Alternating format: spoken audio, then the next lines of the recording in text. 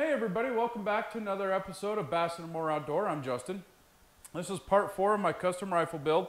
So far you've seen me with the original Magpul Hunters stock. I've taken that out.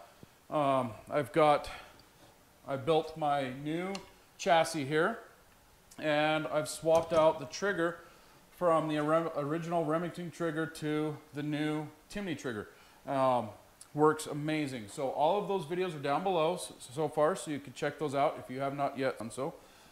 So now today what we're going to do is we're going to go ahead and we're going to install this into the new action. So and part of this is what I'm actually going to do as well too is just for ease of convenience and help here is I'm also going to install another part on here that I was going to do later, but I think this is going to help out. Let me go grab it. So what I have here is a new Arca rail attachment and my bipod, and I think this is going to help me out a lot and everything else. And I got this Arca rail attachment from I'll probably pronounce it wrong, but Wiser Precision. So, and it's got the Picatinny rail on the bottom, so my Magpul will stick right to that, and then I've got the quick release adjust and everything else, so this thing should be pretty smooth when it's all said and done. So, and given the fact that I'm right-handed, and if I do some adjustments, it's going to be on the left, that's where I'm going to put this. So I'm going to put these together real quick, and then we'll mount that onto the stock, and I think this is going to help out a lot with the install. So I'll be right back. It doesn't hurt to install some Loctite on these screws if you want to, and the fact that I don't ever plan on taking this bipod off of this adapter. But for now, I'm not going to. I'm just going to show you guys this. I'm going to get them tight. So there's that.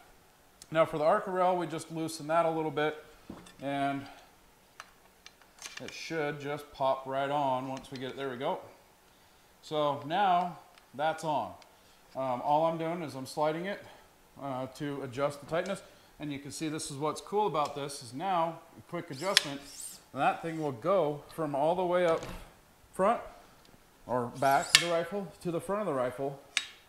So as I'm out shooting, hunting, whatever else, if I have a small platform where say it's a tire or a barrel, I can bring this in and still set the rifle on that. Or if I've got a long table like this, I can do this. And I wanted to put this on just for the ease of helping put this action or this barrel into the rifle.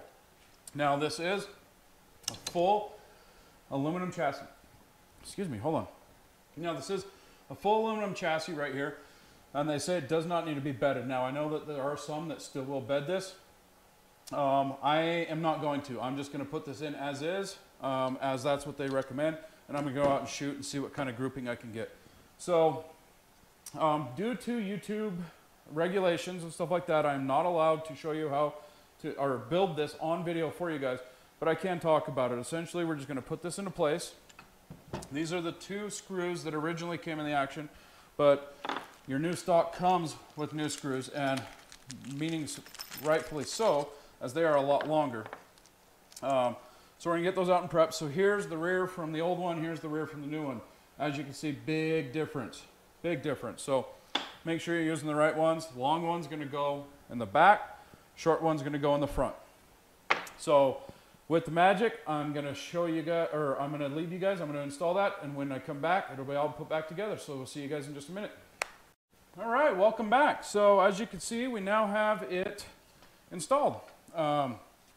It's pretty simple. Like I said, you just flip it upside down, put the 2 bolts in, tighten them down. Now I did not see any paperwork showing any sort of manufacturer recommendation on the amount of torque you should put down on these bolts.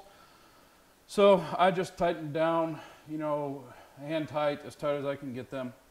I did install some Loctite on the threads to help hold them in as well too, like I've done with all the rest of the bolts so far.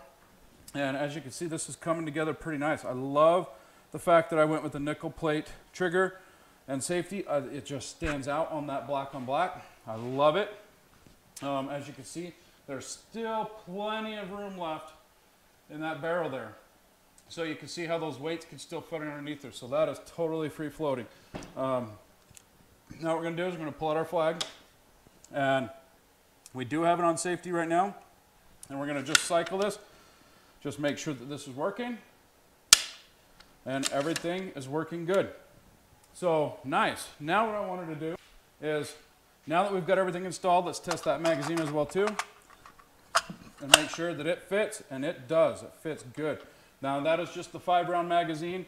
I do have a 10-round for it and another 5-round for it, but for purposes, I just grabbed that real quick. And here we go. This rifle is finally starting to come together. I've been waiting a long time for this. And this is just wow. I mean, I am so excited to finally finish building this and get this out to the range and just shoot it and see what kind of grouping we can get with it and just have a lot of fun. And so far, this is not too heavy at all. I am curious to put this on the scale real quick without anything, just to see how much it weighs, stock and rifle, as it's just what I do. I'm curious about these things. Okay, so like we've done with everything else, quickly zero that scale out. And sorry, I'm holding the rifle in the other hand, which is the reason why. I let go, and doing the same thing as before, where I'm attaching the hook in the M-lock slot, letting it free float. So what you're looking at is just the rifle itself with the muzzle brake on, and the Picatinny rail. So, but that's not bad. But so far we're at 11 pounds. Yeah, got that shadow going on of that glare. 11 pounds, 4 ounces, or 11 and a half pounds essentially. We're just under 11 and a half pounds. So yeah, 11.4 pounds. So there you go. As we saw on the scale, we're 11 pounds, 4 ounces so far with just those things on. So now what we're going to do is we're going to finish adding the rest of our accessories, scope mounts, all that stuff like that. As you can see, we got the bipod back on it, and then we're going to throw it back on as if this is what we'd go hunting. I would go hunting with that, and obviously with the scope on. So we'll put those on and weigh it again and see what our rifle is looking at for hunting. Right now we're at 11.4 ounces without the bipod.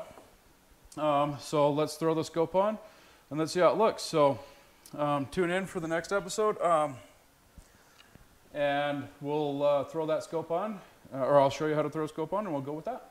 All right. See you guys in the next one. Don't forget to give me a thumbs up. Subscribe to the channel if you have not done so.